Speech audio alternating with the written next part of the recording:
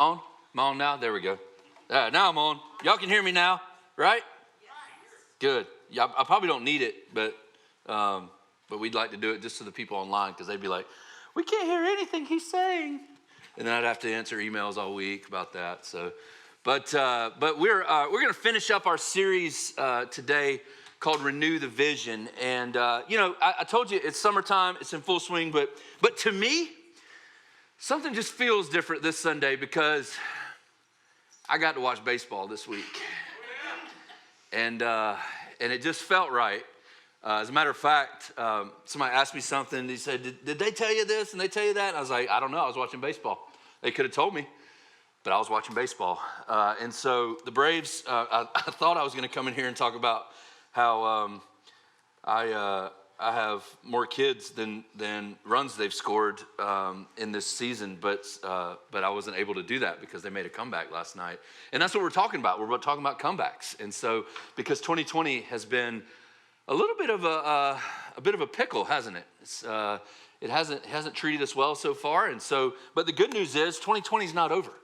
It's only July, right? We still got a little over 5 months left.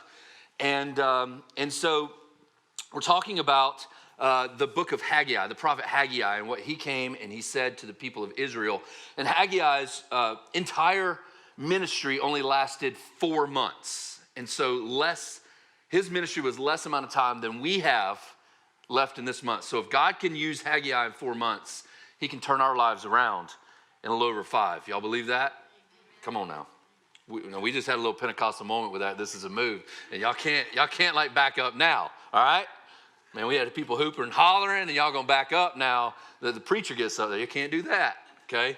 So we're in, let me just kind of catch you up where we are in the book of Haggai. And so what happens in this? And so the year that this book is set in is in 521 BC, 500 years before Christ, a little over 500 years before Christ was born. And so 15 to 20 years before this time, so in the late or the early, actually, 530s, because BC, we count down, and so it goes backwards. And so it would have been around like 538. And so BC, the Israelites were allowed to go back into the nation, their promised land, what we know is the nation of Israel now. They were allowed to go back in there, and the Lord told them, hey, build the wall, build the temple, not the wall, sorry, build the temple, rebuild Solomon's temple. It got torn down in the 580s and ruined, and it was in shambles. He says, hey, build the temple. And so they started, and they got the foundation built. And they started patting themselves on the back, looking around, going, "Yay, we got it done. We got the foundation." And then some opposition comes, and they get discouraged in that, and so they start to kind of retreat back and start to just kind of get comfortable in their own lives. They start to build their own houses and make their own houses nice, and they take their stimulus checks and go to like Pottery Barn and buy really expensive sofas for their own house, and so. And so they got around to the point where Haggai comes in and says, hey guys, look, you can't do that. You've got to do what God's called you to do. And God's called you to rebuild the temple, and you need to be doing that. And so they repent. This is all in chapter 1. So they repent. And then last week we looked at it where they actually start to get to work. And Haggai comes in and gives some encouragement and says, hey, you got to get to work because God's doing a new thing. He's building a new temple. And he says, you ain't seen nothing yet. And so we talked about that. And then we come to this week where Haggai kind of brings it all back together. And he shares the story of the gospel with them. He shares the story of what the entire Bible, Old Testament to New Testament, is about. And he shares this story, and he tells them about who the grace giver is and what they should be doing. So we're going to finish up this book today. So let's dive right in to Haggai, chapter 2, verse 10. If you don't know where Haggai is, it's toward the ends of the Old Testament. It's if you go to Matthew and go back 3 books, Malachi, Zechariah, and then you got Haggai, and then Zephaniah. If you got to Zephaniah, I got hairs all over me from my kids and my wife. Anybody else get that in their house? Just find random hairs. It's crazy, isn't it? That was your time to get to Haggai, by the way. That was why I was just kind of talking about that. So Haggai chapter 2, verse 10. It says, on the 24th day of the 9th month. And so this would what we know as, this is actually the month of what they call Kislev. And so, but this is actually of what we know as December. And so the 24th day of December is what? Y'all ain't ready for Christmas yet? Golly. On the 24th day of the 9th month in the 2nd year of King Darius. So December 24th, 521 BC. That's what we're talking about, okay? The word of the Lord came to the prophet Haggai. This is what the Lord Almighty says. Ask the priest what the law says. If someone carries consecrated meat in the fold of their garment, so my man's got some steak in his pocket, all right? Y'all got that? So if he carries some consecrated, he's got some steak ready for worship. Okay, so back in those days, you had meat that they had to bring as a sacrificial lamb or an animal for their worship. That's how they got forgiveness of sin. So I'm catching y'all up here, okay? So he's got the steak in his pocket, and that fold touches some bread or stew, some wine, olive oil, or other foods. Does that become consecrated? And the priest answered no. So I got steak in my pocket, right? I walk along and I start touching some stuff with it, which would be weird, right? But so what happens? Does the steak that's ready for worship, that's been consecrated, that's holy, does it make those other things holy? Or do those things need to be consecrated as well? That's what he's asking the priest. The priest says, no, it does not. Those things would have to be consecrated as well. And then he goes on, verse 13. Then Haggai said, if a person defiled by contact with a dead body touches one of those things, does it become defiled? Yes, the priest replied, it becomes defiled. So if a person comes along and those other things are there, and they come along and they've been defiled by a dead body, meaning they've touched a dead body, and so they start to touch those things are then ceremoniously unclean and unable to be used for worship. Verse 14, then Haggai said, so it is with the people of this nation in my sight. So it is with the Israelites, declares the Lord. Whatever they do and whatever they offer, there is defiled. Now, I want to kind of give us an idea in a mental picture of this. And so there's this new phenomenon in 2020, right? This new thing that's come about in 2020. Y'all know what it is? It's called washing our hands. Like seriously, did y'all know that stats, 58% of people don't wash their hands after they go to the bathroom? Look around, okay? Look around, 58% of y'all, just off sheer numbers, went to the bathroom and didn't wash your hands. Here's you some soap, you know? But the thing about it is, as I was preparing for this, and so when I thought about this, I thought about washing hands. And so that's what what do I do when I prepare for my, I go to where everyone goes to when they prepare a message like this, Google, right? So I started talking about washing hands, and like I get these stats, and I actually found that that there was a TED Talk that was done about washing hands. And in that TED Talk, he asked the people in the audience. If you don't know what a TED Talk is, you should look at it. It's just little short talks about little things that go on. And so he asked the audience, paper towels. If you could guess how many pounds of paper towels get thrown away in the United States every year, he said, what would you think? And so right now, think of a number in your head. How many pounds of paper towels do you think get thrown away in the United States every year? Just think about that number. Kind of process that number and think about it. Everybody got their number? If you got your number, say, whoop. That was good. Okay, we're getting there. All right, your number's too low. 13 billion pounds of toilet paper, or paper towel, excuse me. There's probably more toilet paper. Because you know why? Because if you're like me, you wash your hands and what do? Right? And then you throw it away. Or like the good thing, like nowadays, you don't, when you go to the restroom, and I know 58% of y'all don't do this, but when you go to the restroom and you go to the bathroom and you wash your hands, they've got these cool little things that are motion censored, right? So I just put my hand up there and it goes, and it goes down and then tear it off. And so what do I do?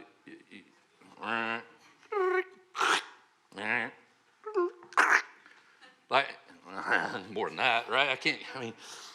But what this guy said was there's a secret to washing your hands where we don't waste paper towels, okay? Secret. He says it's this, it's folding it. You can use one paper towel, and I dropped it. One paper towel, and you fold it just like this. And you got to do this before you wash your hands because it doesn't work afterwards because it would get messy and obvious reasons, right? Your hands are wet. So you take one paper towel, you fold it, and then I'm going to get my hands wet before I put the soap on it because the soap lathers better, okay? I know some of y'all put soap first and then you try to do it. That's not how you do it. I own a restaurant. You have to learn how to wash your hands. So I get my hands wet first, right? Then I get some soap. See, it lathers better that way. It's good. And then, that sounds gross. I'm sure y'all can hear that through the mic. But what song is it you got to sing? Like Mary Had a Little Lamb, Happy Birthday, ABCs. So when you do learn and you get certified to work at a restaurant, they tell you got to sing the national anthem. And if you get Whitney Houston's version from like 1992, you learn to wash a little bit slower. So anyway, there we go. Then I'll get all my stuff off here. I got a little of this because you got to pour it over it because do my best not to get all that. And then you take your one paper towel, but not yet. I'm getting ahead of myself. This is what the guy in the TED Talk says. There's a key right here. This is where most people get it wrong because they want to grab all the paper towels right here, right? You got to shake your hands 12 times.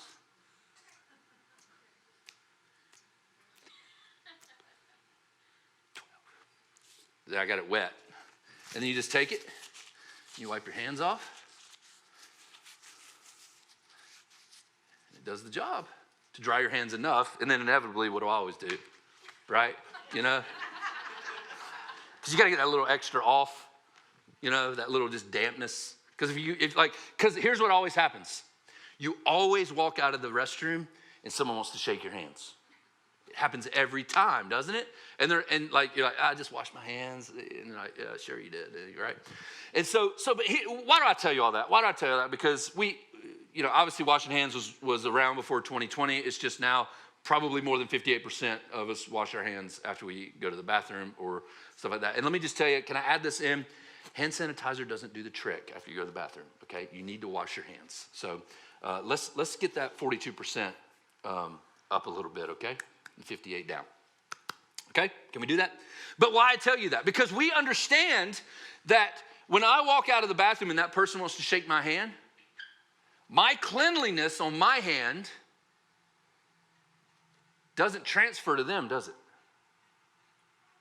Because immediately, if I wanted to have really clean hands, as soon as I shook their hand or fist bump or whatever, I would need to go back and wash my hands again because what has their uncleanliness done?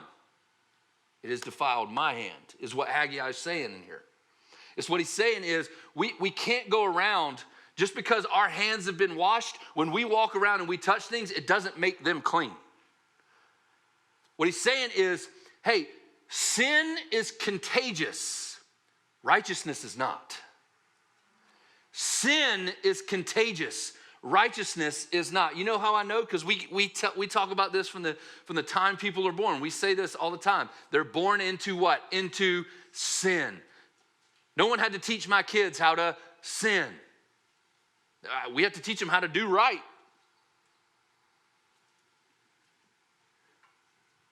So what he's saying in this is holiness doesn't transfer. Unholiness does. And what he's coming in and he's telling the nation of Israel, because they would have been a little prideful to call themselves a Jew. What he's coming in and he's saying, I don't care who your parents were. I don't care where you grew up. I don't give a rip about those things. None of that matters. What Abraham, what Isaac, what Jacob did back then doesn't matter for you today. Their holiness has not transferred to you just because you are a Jew. That's what Haggai is telling them. What he's telling us today is just because you grow up in church, just because your parents went to this church or that church, and you grew up in this church or that church, or you come to church now, or you're watching online, all of those things, They're great things, but that in itself does not make you holy. And this was a crushing blow to the Jews. In the book of Philippians, Paul talks about what he had to boast over, what he had to kind of to talk about, what he could go in to a place and say, hey, I did this and I did this and I did this. And people would start to listen. People would look at him and be like, oh gosh, he's got some credentials. And he talks and he lists all these things. And I'm a Jew of Jews, and I was born into the right family, and I did all this stuff. And he actually says, and all that stuff is rubberish. If you want to go do a word study on that, I would encourage you to. It's pretty fun. If you've ever done it, you know what I'm talking about. But he says it's rubberish. It doesn't mean anything. And Paul talks, when he writes to Timothy in 2 Timothy, and he says this right here, and I love it. And I'm going to read this and see if you can pick up on this, because we look at this, and I think this is some of the things that we like to beat our chests about, and we like to look at and say, I don't do this. And he says, but mark this. This is 2 Timothy chapter 3. It's 1 through 5. It says, but mark this, there will be terrible times in the last days. People will be lovers of themselves, lovers of money, boastful, proud, abusive, disobedient to their parents, ungrateful, unholy, without love, unforgiving, slanderous, without self-control, brutal, not lovers of good, treacherous, rash, conceited, lovers of pleasure rather than lovers of God. It sounds like he's describing 2020. Verse 5 says, having a form of godliness but denying its power, have nothing to do with such people. Now, this has been a verse that people have used in the church to say, well, I don't want to hang out with people who are lovers of themselves and lovers of money and prideful and boastful and abusive and disobedient to their parents and ungrateful and holy. This is a verse that the church has used to say, we shouldn't hang out with sinners like Jesus did, right? Which is kind of totally opposite of what I would think the church should be saying. But I've heard it in the church before. We shouldn't hang out. You shouldn't go hang out with this person. But when you get to verse 5, it's funny because it tells you where these people are. Having a form of godliness, but denying its power. You know what that means? You know where those people are then? They're sitting in the pews. They're sitting in the seats of the church. And what Paul's telling Timothy, hey, don't have anything to do with them. Those are the people that are sitting next to you on your left and on your right. We shouldn't associate with these people. We should kick them out. Because they're so proud of where they come from and who their parents were and that they've been baptized and they've done all the ritual things and they've done this and they've done that. But it doesn't matter because they've got a form of godliness, but they deny its power.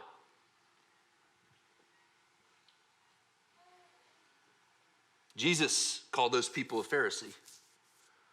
And in Matthew 23, verse 27, look what he says to the Pharisees. He says, woe to you, teachers of the law and Pharisees, you hypocrites, you're like whitewashed tombs, which look beautiful on the outside, but on the inside are full of the bones of the dead and everything unclean. Those are tough words, but we've got to understand that just because we've been in church or we grew up in church or our parents drug us to church when we were young,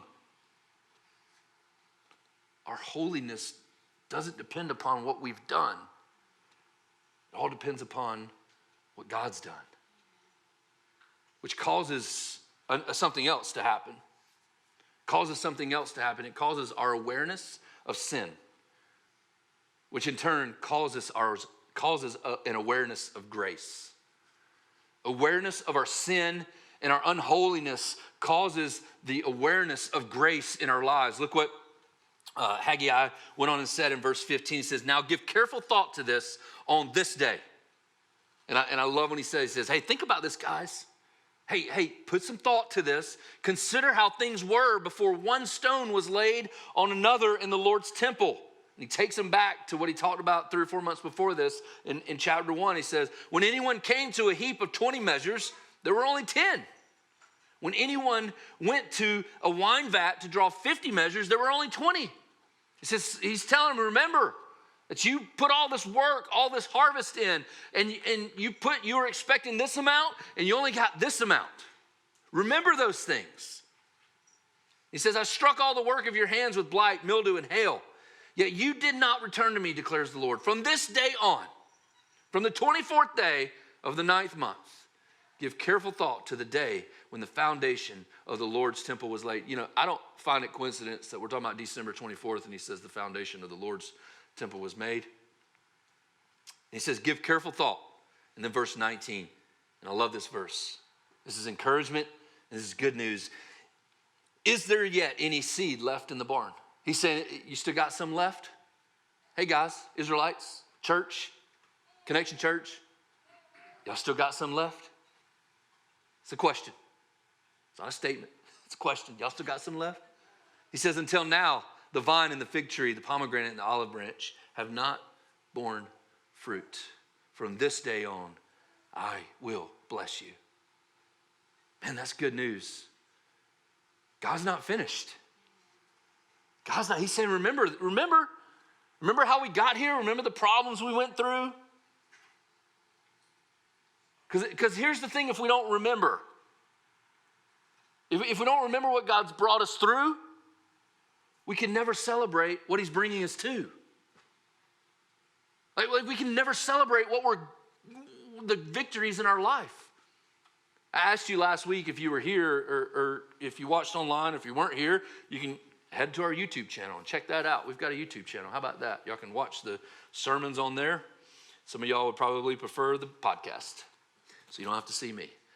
But here's the thing. I asked you last week to make a list of where you've seen God's faithfulness in your life. And I said, get a little weird in it. Get a little crazy. Get a little like, man, you know, I've got some water that I can use, right? And one towel. So, you know, I mean, just like be thankful, hey, we have towels, right? Like, and soap and water. And so like the reason I asked, not just so you could go home and have something to do during the week, but the reason I asked you to do that is so you could remember.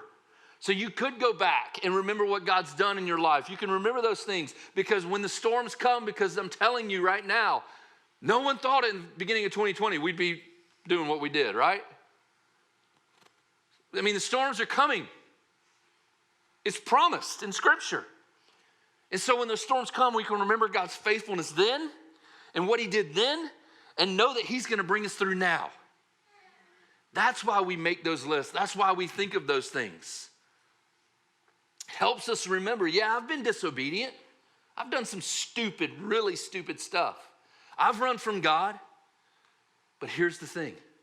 Ephesians 2. I love Ephesians 2. It's one of my favorite chapters in all the Bible. Romans 8, Ephesians 2. That's kind of like my go-to. Like if I need some like Jesus encouragement, and so. But Ephesians 2 starts out, and Paul's writing to the church in Ephesus, and he says, you're dead in your trespasses, you're dead in your sins. You just kind of like gloom and doom. I'm sorry, guys. You know, you're there's nothing you can do. You're that's it. And then it gets to verse 4, and one of the greatest two words in all of the Bible, I believe. It says, but God. But God. And let me tell you, I can look back at some of the dumb things I've done in my life and some of the things that God's brought me through. And there's a time where I can look at it. If I were to write a book about it, there would be a time where I could mark and I would say, but God. And then I could go forward from that. And I'm sure if you did the same, there would be things that you've come through and done in your life where you could have a timeline across there and there's a mark in it and it would be a big red line to it and it says, but God, because the but God is where things change and he takes over. And that's what we have to do to renew the vision. We have to have a but God in there. You see, the promise that he's giving us in this to bless us is not a blessing so we can acquire things. It's not so we can get things. So as I said a couple weeks ago, so we can be driving a Bentley and living on Lake Burton. That's not the blessings that we're looking for. It's the simple things, the simple blessings that I think we take for granted. And what our lists help us see those simple things. I'll give you an example. Okay, I've got 4 kids, all right? 4 kids, aging in range from 16 to 2. Bless me, but more or less bless my wife because she's got 5 kids ranging from 41 to 2. Okay? But I've got 4 kids that don my last name. All right? There are certain things that they get from my wife and I just because they're born, just because they're breathing. Like a house, they're going to get a bed. As long as I'm living, as long as they will always have a bed. They might have to share it because we'll run out of rooms, but they will always have a bed. Yep, food. They will always have food. They may not like what's in the pantry, and they may complain about what's in the pantry, but there is food in the pantry for them to eat. They have to choose whether or not they want to eat those beans.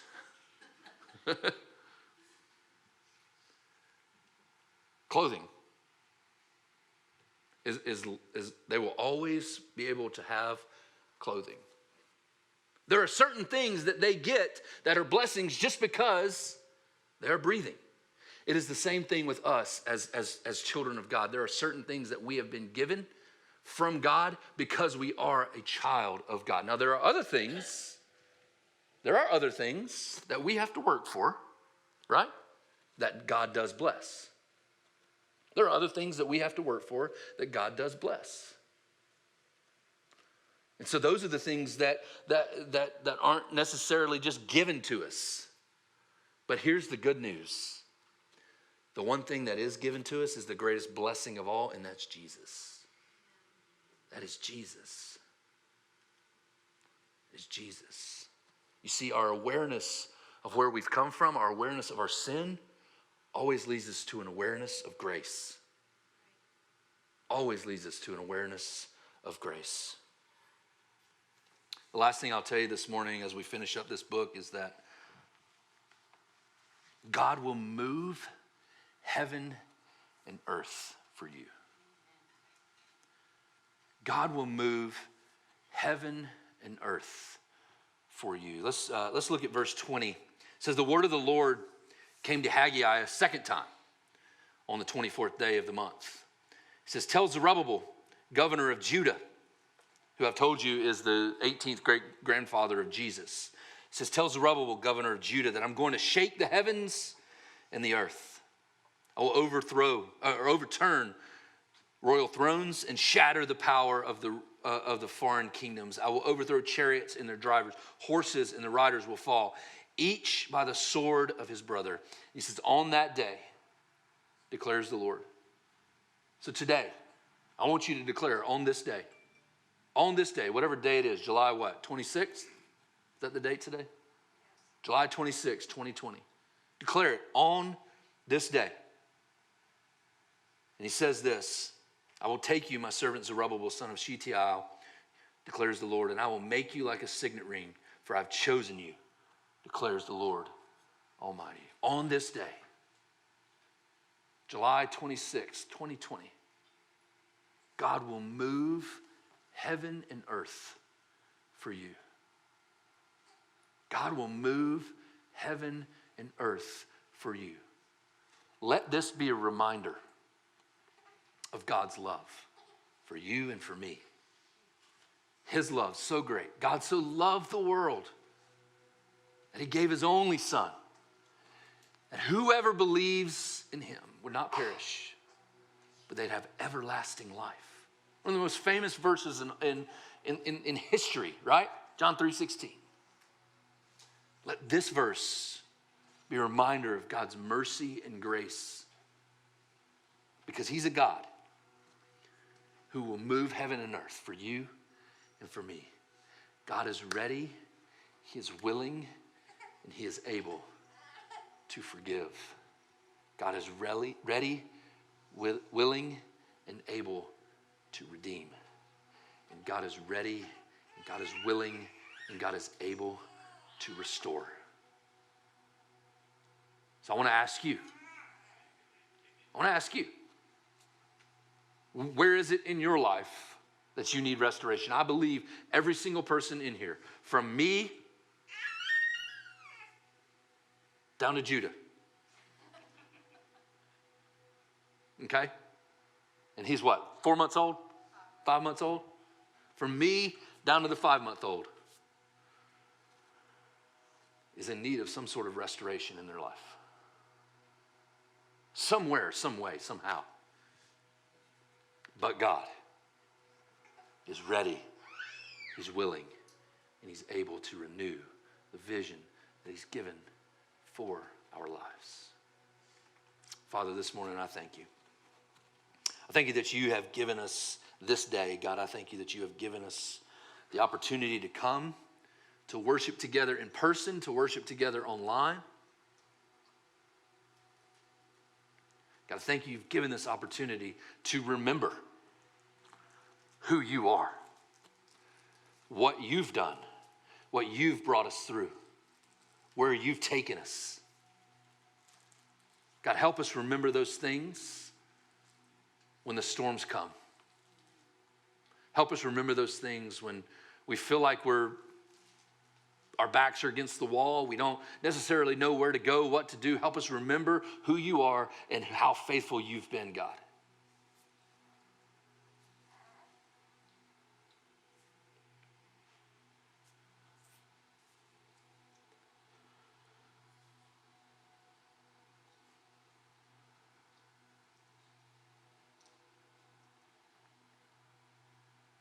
Father, there are people who are here today that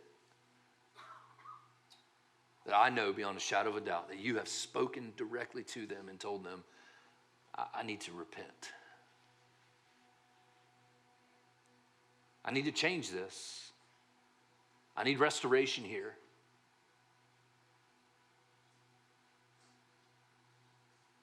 God, I pray you continue to move on their hearts. And if that's you, I would just ask you this morning to offer this simple prayer. Just ask God a question.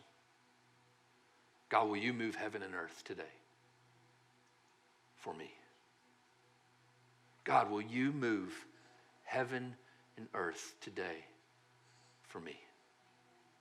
God is ready, God is willing, and God is able. All we have to do is invite him in.